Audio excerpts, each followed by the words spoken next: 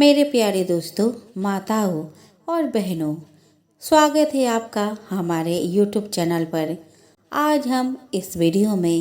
आज मैं आपको ज्येष्ठ मास के पहला बुध प्रदोष व्रत की डेट, पूजा मुहूर्त और महत्व के बारे में जानकारी देने की कोशिश करूंगी और साथ ही बुध प्रदोष व्रत की पावन पवित्र कथाओं का श्रवण भी करेंगे।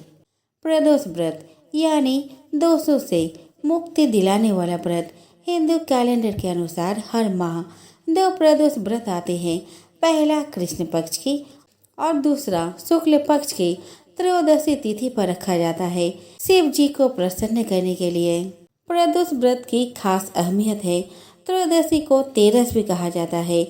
इस तिथि को प्रदोष व्रत भी कहते हैं। मान्यता है कि इस दिन भगवान शिव अति प्रसन्न होते हैं और अपने भक्तों को आशीर्वाद प्रदान करते हैं।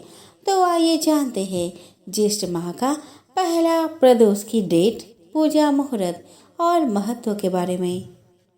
ज्येष्ठ माह का पहला प्रदोष व्रत 17 मई 2023 को यानी कि आज रखा जाएगा। इसी दिन बुधवार होने से यह बुध प्रदोष व्रत कहलाएगा। बुध प्रदोष व्रत संतान प्राप्ति की कामना के साथ किया जाता है। इस साल बुध प्रदोष के दिन ही ज्येष्ठ की मासिक शिवरात्रि की भी पूजा की जाएगी। इस खास संयोग में व्रती को शिव साधना का 2 गुना लाभ मिलेगा।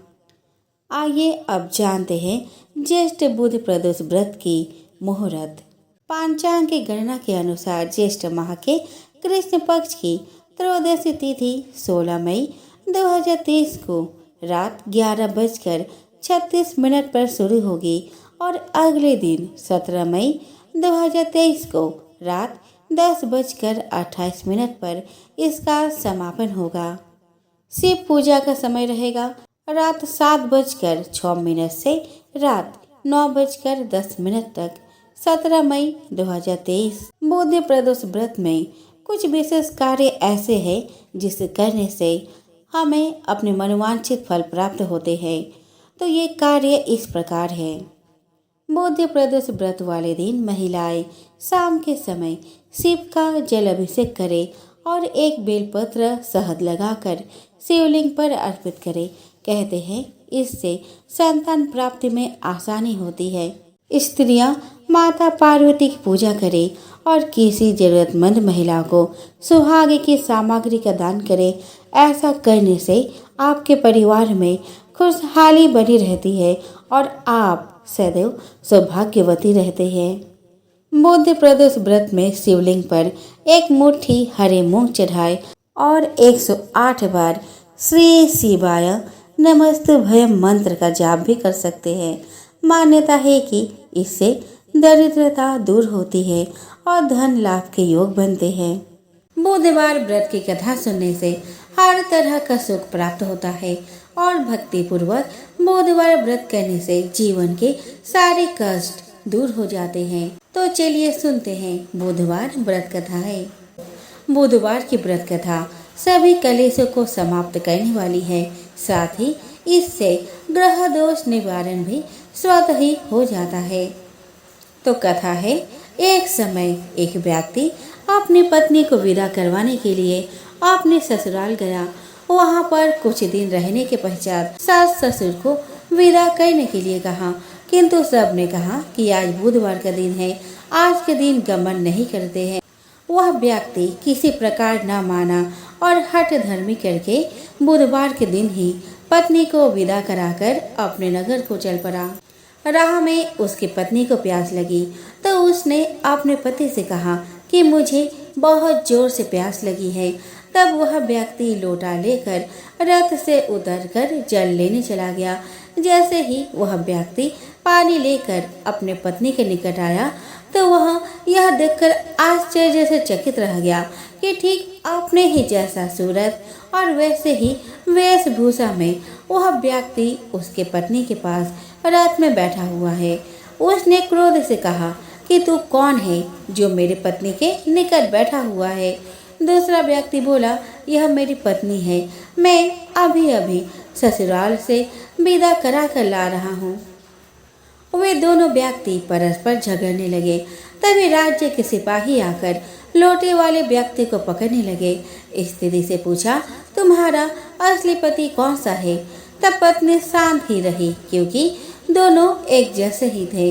वह किसे अपना असली पति कहे? वह व्यक्ति ईश्वर से प्रार्थना करता हुआ बोला कि हे परमेश्वर, यह क्या लीला है कि सच्चा झूठा बन रहा है। तभी आकाशवाणी हुई कि मूर्ख, आज बुधवार के दिन तुझे गमन नहीं करना था। तूने किसी की बात नहीं मानी। यह सब लीला बुद्ध भगवान की है। उस व्यक्ति ने बुद्धदेव से प्रार्थना की और अपनी गलती के लिए क्षमा मांगी। तब बुद्धदेव जी अंतर्ध्यान हो गए।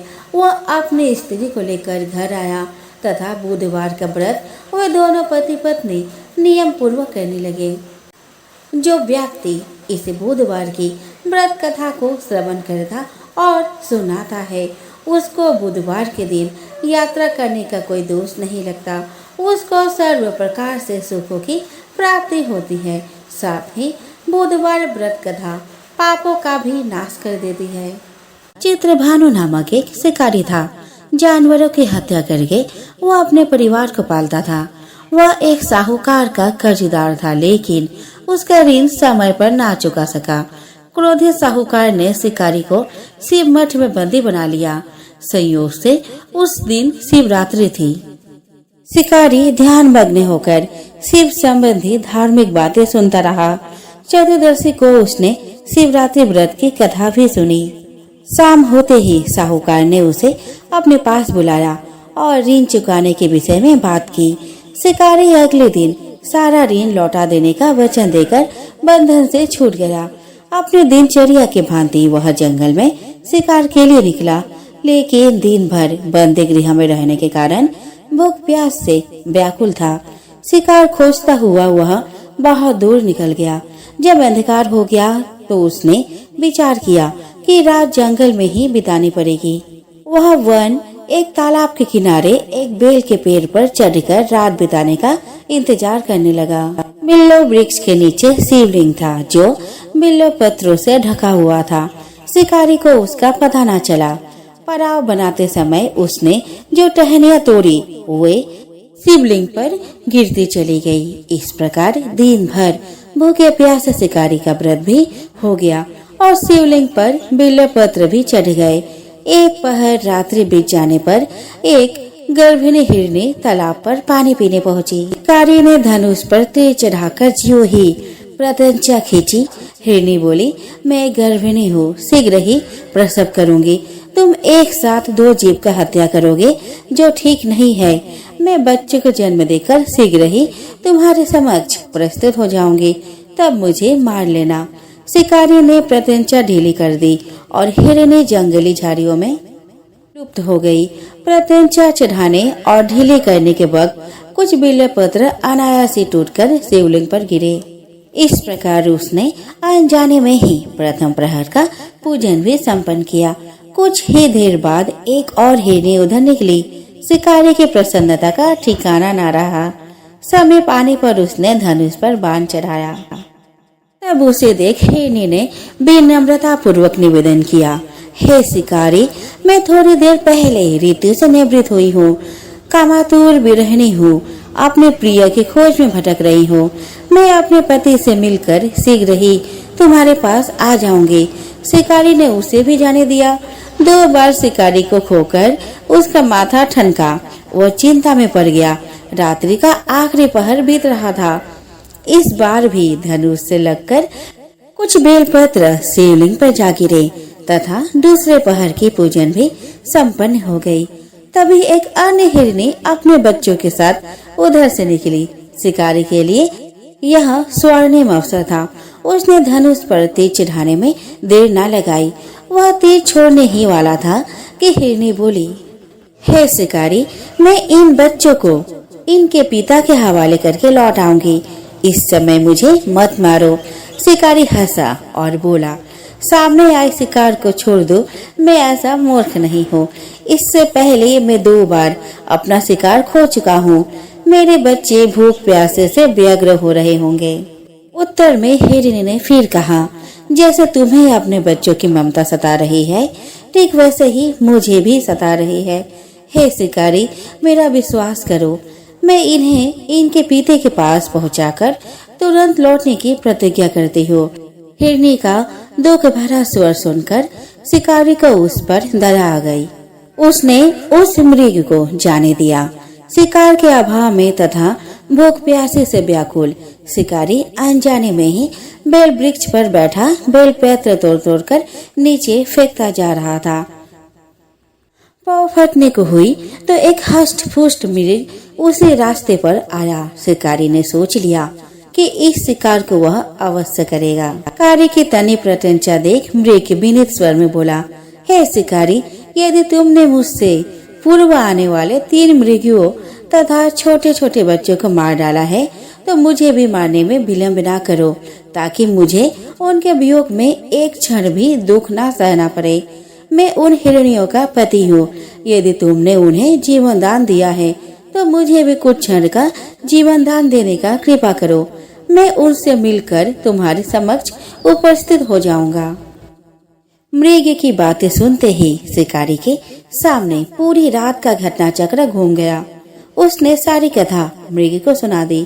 तब मृग ने कहा, मेरी तीनों पत्नियां जिस प्रकार प्रतिज्ञाबद्ध होकर गई है, मेरी मृत्यु से अपने धर्म का पालन नहीं कर पाएगी। अतः जैसे तुमने उन्हें विश्वास पात्र मानकर छोड़ा है, वैसे ही मुझे भी जाने दो। मैं उन सब के साथ तुम्हारे सामने शीघ्र ही उपस्थित होता हूँ। शिकारी ने उसे भी जाने दिया। इस प्रकार प्रातः हो आई। उपवास, रात्रि जागरण तथा शिवलिंग पर बेलपत्र चढ़ने से अनजाने में ही पर शिवरात्रि की पूजा पूर्ण हो गई। पर अनजाने में की हुई पूजन का परिणाम उसे तत्काल मिला। शिकारी का हिंसक हृदय निर्मल हो गया। उसमें भगवत शक्ति का वास हो गया। थोड़े ही देर बाद वह मृग सपरिवार शिकारी के समक्ष उपस्थित हो गया ताकि वह उनका शिकार कर सके। किंतु जंगली पशुओं की ऐसी सत्यता, सात्विकता एवं सामूहिक प्रेम भावना देखकर शिकारी को बड़ी ग्लानि हुई। उसने मृग परिवार को जीवन दान दे दिया। अनजाने में शिवरात्रि के व्रत का पालन करने पर शिकारी को मोक्ष और शिवलोक की प्राप्ति हुई। एक बार एक मेढक और उसकी पत्नी मेढकी किसी कुएं के अंदर पानी में खेल रहे थे। तभी कुएं पर एक पनिहारी आई और उसने पानी अपने मटकी में भरा और अपने घर चली गई। परंतु हुआ क्या कि उसके मटकी में मेढक और मेढकी दोनों आ गई। अब मेढकी का स्वभाव क्या था कि वह हमेशा गणेश जी की पूजा करती रहती थी, हमेशा बोलती रहती थी,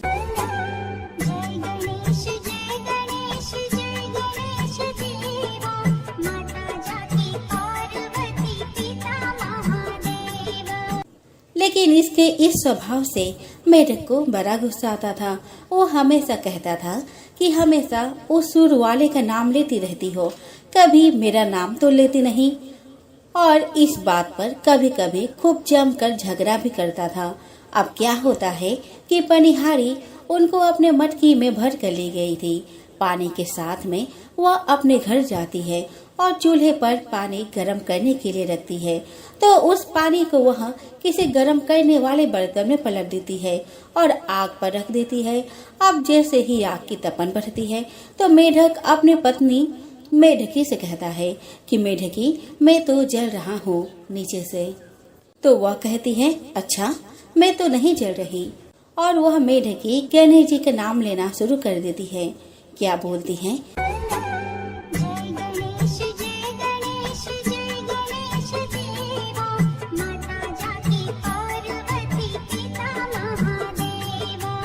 मेढक थोड़ी देर इंतजार करके फिर बोलता है, मेढकी, मैं तो जल रहा हूँ।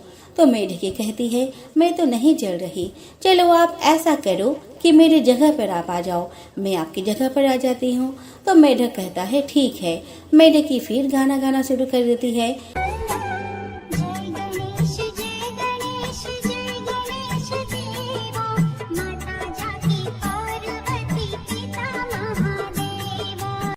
मेढक फिर कहता है, अरे मेढकी, मैं तो फिर जलने लग गया।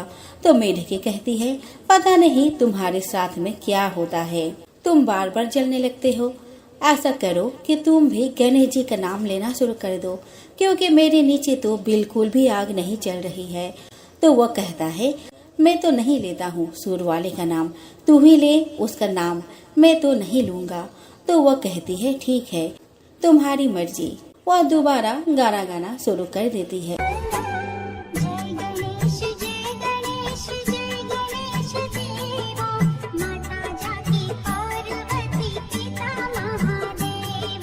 मेढक को ऐसा एहसास होता है कि गणेश जी की आरती बोलने से मेढकी को तो कोई आग का असर नहीं हो रहा, लेकिन मैं तो जल रहा हूँ।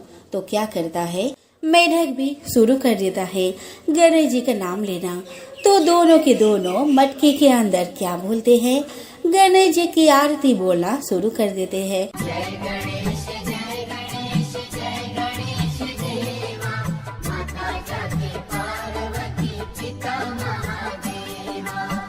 और यह सारी कहानी गणेश जी कहीं पर बैठे आराम से सुन रहे होते हैं। तो गणेश जी को उन पर तरस आ गया और क्या करते हैं, गणेश जी बछड़े का रूप धारण करके आते हैं और उस बर्तन में लात मार देते हैं, जिससे कि क्या होता है कि सारा पानी गिर जाता है। मेढक और मेढकी दोनों के दोनों बाहर आ जाते हैं और कुएं में कूद जाते हैं। अब क्या हुआ, मेढक और मेढकी दोनों बच गए, जलने से बच गए।